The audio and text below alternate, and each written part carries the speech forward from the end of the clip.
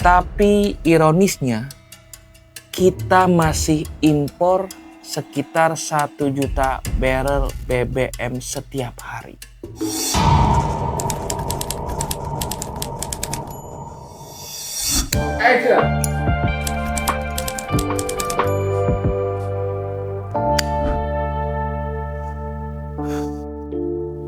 Sobat Sebat, kita hidup di negara yang katanya kaya banget sumber daya alam.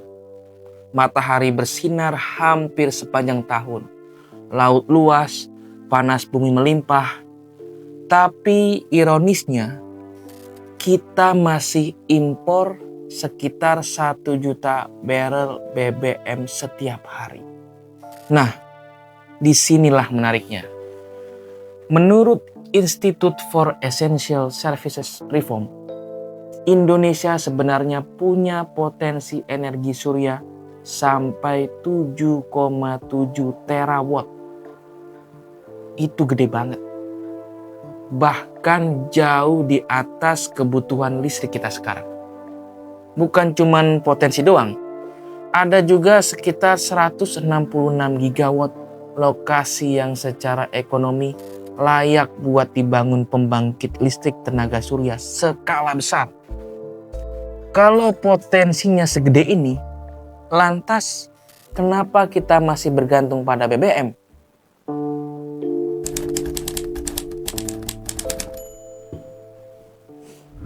Sekarang kita masuk ke fakta yang cukup mind-blowing. IESR mengungkapkan bahwa PLTS plus baterai ternyata lebih murah dibandingkan pembangkit diesel. Artinya, selama ini kita mungkin membayar energi lebih mahal dari yang seharusnya.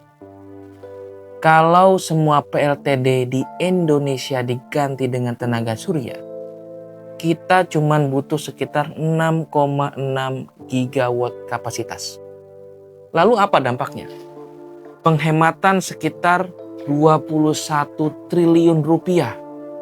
Emisi turun 24 juta ton CO2 dalam 5 tahun.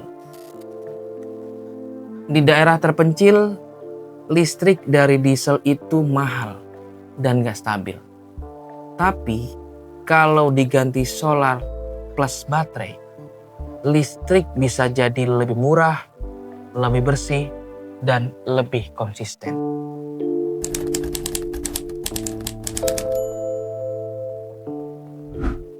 Sekarang kita lihat dampaknya ke ekonomi. Kalau Indonesia pasang sekitar 11,8 gigawatt energi surya di daerah terpencil, efeknya bukan cuma listrik nyala, tapi ekonomi ikut hidup. Bayangin, desa yang tadinya belum dialiri listrik 24 jam, sekarang punya listrik stabil, UMKM bisa jalan, industri kecil tumbuh, aktivitas ekonomi meningkat. IESR memperkirakan ini bisa nambah sekitar 112,4 triliun ke PDRB. Dan yang paling menarik, bisa membuka sekitar 118.000 lapangan kerja hijau. Dari produksi panel surya, instalasi, sampai pengelolaan baterai. Energi surya bukan cuma solusi listrik, tapi juga mesin ekonomi baru.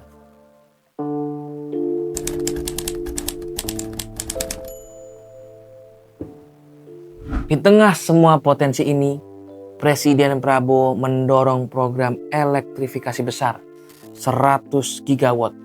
Tujuannya jelas, dapat mengurangi impor BBM, meningkatkan kemandirian energi, serta beralih ke energi yang lebih bersih.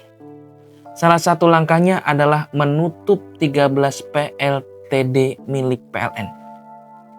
Kalau ini berjalan sesuai rencana, Indonesia bisa hemat sampai 200.000 barel BBM per hari.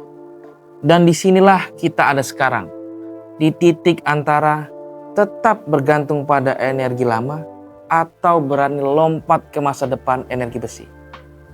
Presiden sampaikan bahwa tahun depan kita akan bikin kejutan untuk seluruh dunia. Indonesia sedang bangkit. This giant is waking up.